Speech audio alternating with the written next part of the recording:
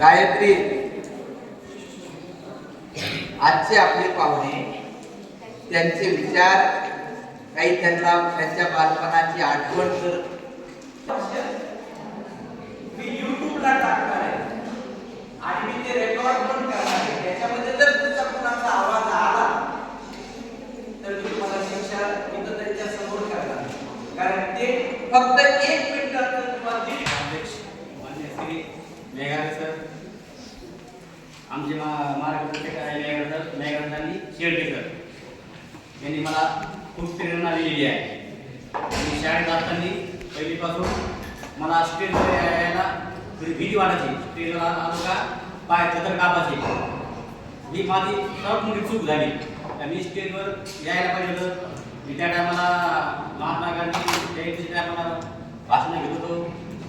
बाळ गंगाधर टिळक सुद्धा जयंतीसाठी भाषण घेत होतो.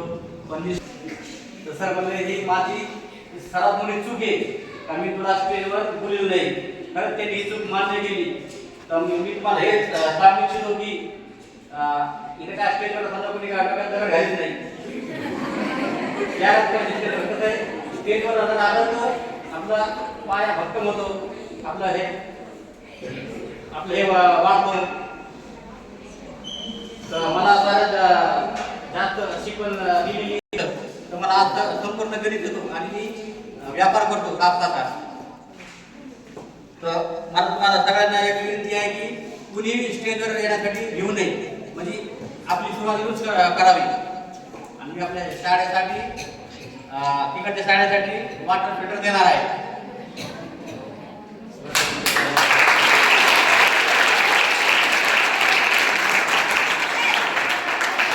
घरी गेल्यावर तुमचे वडिलाचे आई वडील असतील, कुणी असतील किंवा कुणी वर गेलेले असतील स्वर्गात, तर तुम्हाला फक्त एकच तुमच्या आई वडिलांना एकच सांगायचं आहे.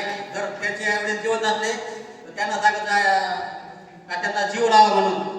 कसं आहे, सध्याच्या वातावरणामध्ये आपले आई वडील त्यांच्या आई वडिलांना जीव लावित नाही.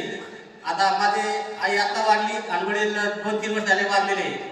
त्याची मला आज किंमत कळते का माझे वडील काय होते. ते जेव्हा जिवंत होते तेव्हा त्याचं मला काही वाटत नव्हतं. फक्त तुम्हाला मला हे सांगायचं आहे की तुम्ही इथून गेल्यावर आपले आई वडील जर त्यांना हातूस करीत असले, भाकर देत नसले, तर फक्त त्यांना सांगा का तुम्ही आज हे करता तर तुम्ही मोठे झाला तुम्हाला तुम्ही सुद्धा हे चालवणार आहे. फक्त एवढे बोलून मी माझं भाषण संपवतो.